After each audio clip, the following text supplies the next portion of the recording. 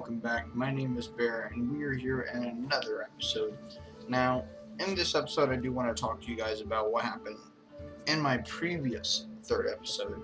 So, I pre-recorded a bunch of clips, and it turns out my last software that I was using actually corrupted all the files, so I wasn't able to actually get any videos for a week's worth of work. Now, that means I have a lot of things done, and I have a lot of things that are completely different from the last time you saw our base, or at all. Now I have tried making things a little bit easier, but it's hard to say because there are so many things on here that I have now that I didn't when I recorded, so everything's completely different. I hope that isn't too noticeable. I hope it doesn't affect the game at all, and I hope it doesn't affect you guys at all. But I will go ahead and show you guys all the things that are new. As you can see, I have all these resources, and all of these are from mining for the past entire week. Here is my armor, and here's a shovel I need to repair. The pickaxe that DJ gave me broke, so I had to make a new one with the fish farm, and that's how I got most of my stuff. Now, I'm going to go ahead and pop all this armor back on and sleep real fast so we can actually get things done and see. So there is a lot of stuff that I did. Partially, I started a project that in my last video I talked about and how it's going to take a long time. You can see in my inventory I have a bunch of sand and try to drop some of it off in random chests. We did build a storage room, and we did start a project that I'm working on, and we have already started on, let me guess, another project. I am trying to get all these projects wrapped up, and I'm trying to get things, put away and squared up so I can actually do things with community. But as of right now, everything's kind of, iffy. In these chests, we have some good secret stuff, and if I go over here, this is where our storage room is. It's just down there. It doesn't look like much from here. There's a cactus farm, and as you can see, I still haven't put those carpets on. But the wheat farm I have finished. Oh, hello. Okay, there it goes. No, wait. Is that gonna load in? Do I have my render distance down? I do. Okay. There you go. So you can see over there I have most of it all finished. I need to finish up and make all the dirt blocks like normal. But if we come over here, I don't know. I don't really feel like showing you guys that right now. I will go over here and show you Goliath. Now what Goliath is, it's a major project. Now the base we're at right now is not my permanent base. It will not be my complete permanent base. I know I said it was before, but I've actually changed my mind because it is not adequate to what I need. There's not enough space for farms. There's not enough space for other things that I'm needing for the server. So what I'm going to be doing is I'm going to be slowly moving everything over to the Goliath. I will keep my house and stuff. The dark oak wood forest will actually become my build area. I'll build here for fun. There won't be any actual valuables here. It'll just be like random building supplies and things in that nature. There are going to be some things over here that I might leave and I might take with me, like the fish farm. The fish farm I might just keep here because it is in a perfectly fine space. But the things like over here, the cactus farm, I will leave this one, but I am going to be building a better one somewhere else. Wheat farm and all this extra decoration type stuff will stay here because there's no point in tearing out all that wheat. I will leave the paths, the house, the creeper, that was right there. I'll be leaving all of that here, but the Goliath, my new home, or my new base, whatever you want to call it, will be the main base that we will live in, and we'll actually build all these major projects. Now, for you guys to understand how big the Goliath is, let's see if I have a sandstone block for an analogy. Okay, see this one block, right? This one block. If you were doing like a pyramid, you do that, right? You go up like that into a staircase, and you go pretty far away, right?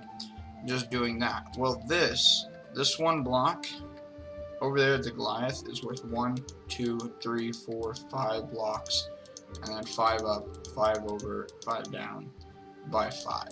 So just a single block is 5 of these blocks. That's just for one corner of one of the actual pyramid towers. Now I know it is kind of cheesy, but in the desert I am doing a massive pyramid. It's gonna be. It looks rough as of now. It looks rough. You guys know that I'm a pretty good builder, and you know that I pay attention to the small details. But this is not finished yet. This is just one corner.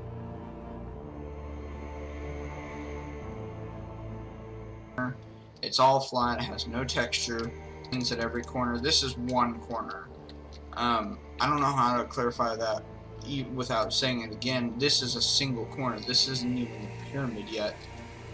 Right there where that block is, that's the top of the pathway that connects every single corner from every side that surrounds the major pyramid, which will be going all the way up to the building. This is going to be a huge project. It's going to take a long time. I do have multiple people digging sand and stuff for me, which is very helpful because doing this project alone would not be fun. Now I will not record me building this because it would be boring. It'd be annoying, constantly seeing digging and mining and a bunch of hoopla. No, but it would be super annoying if I just let you guys just constantly see the same thing over and over again.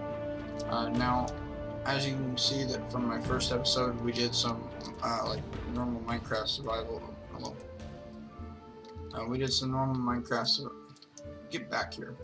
We did normal Minecraft survival, and then in the second episode we did some building. I noticed I did sound like I was doing a tutorial. I'm sorry for that. I'll try to stay away from that tone of voice, and I'll try to stay away from sounding like I'm constantly doing tutorials.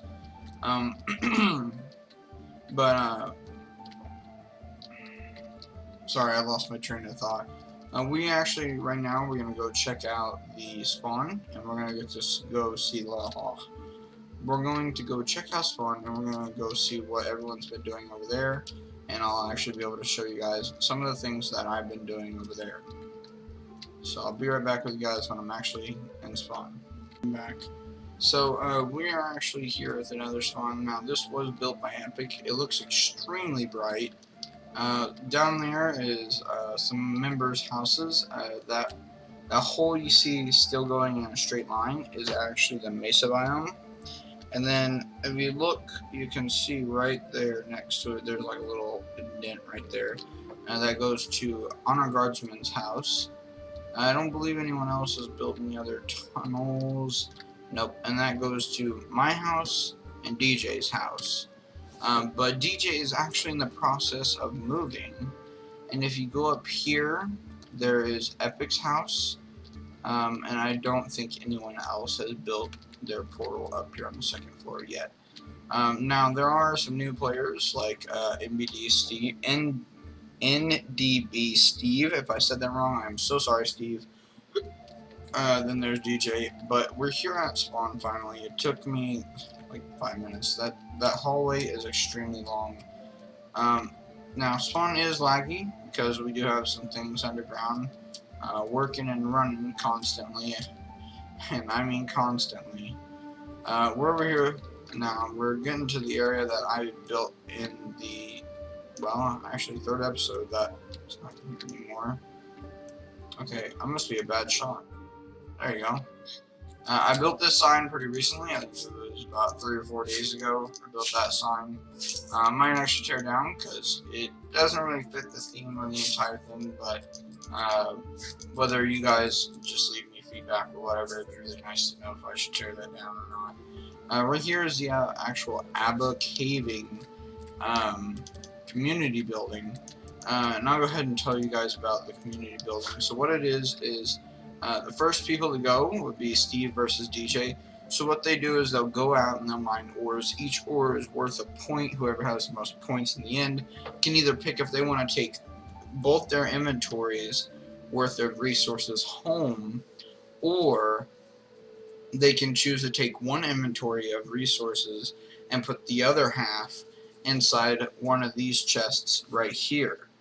And then after that, it'll be honor versus epic. They'll pick if they want to keep, like the winner will pick whether they want to keep half an inventory and put the other half in one of these chests, or keep both inventories. Then the winner between those two will go up against each other, and then they will repeat the process. And then finally, since I am kind of like the guy that set up the thing, I'll go against the winner of the two losers. So like when whoever loses from these two will have to go against each other, and when they go against each other, whoever wins, I go against the winner of the two losers, and then the two winners will go against each other, and then there'll be another winner. So it's kind of like a Christmas tree that has like 5 different branches on one branch. Now how this works is if a bunch of people put in a bunch of stuff, and so all these chests fill all the way up, because this is going to be this is going to be like multiple games, and if there's enough inventory stuff to fill up almost all these chests, even if all these chests and only like one ore is right here, then how it'll work is the chest will be divided. So the chests from 1 to 5 will go to the first place winner. The second place winner will get just 2 double chests, and the third will only get 1 double chest of stuff. So the third player would get only 1 ore, sadly, but it's better than nothing. And that's just the Avocaving shop. That is pretty simple. This is the patent shop. I don't know if you guys have seen it or not, but I'm going to go ahead and show it to you. Never mind. We're not going to go in there. I'm going to leave that alone. Not our problem. I'll come back and pick it up, guys. Don't worry, I'm not that mean. I don't trust myself with that creeper. So that is most of spawn. I can't tell if it's...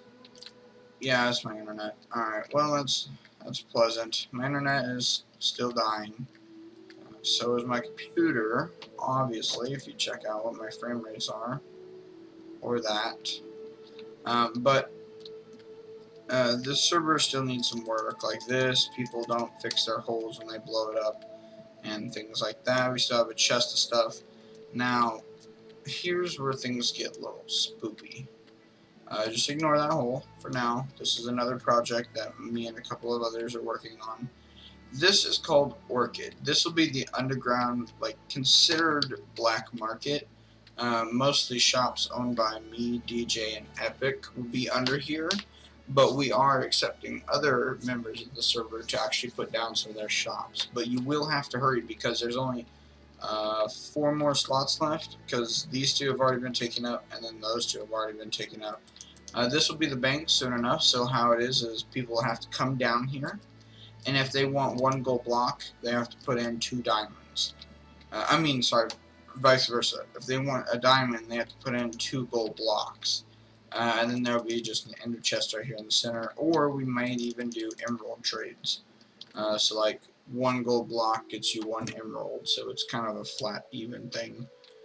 This is the black market desert shop that I've actually been working on. This isn't the reason why I'm getting all the sand and stuff, but this is a reason why the sand is coming in use, because this shop is like never ever out of stuff. That could be because it's too expensive, and it could also be because I always stock it. Ignore the language. But here's some free stuff for people that have just joined or they died and they need stuff. This is where good Minecraft players come to die. Oh god. Yeah, this is a problem. Hold on, people. Let me do this real fast.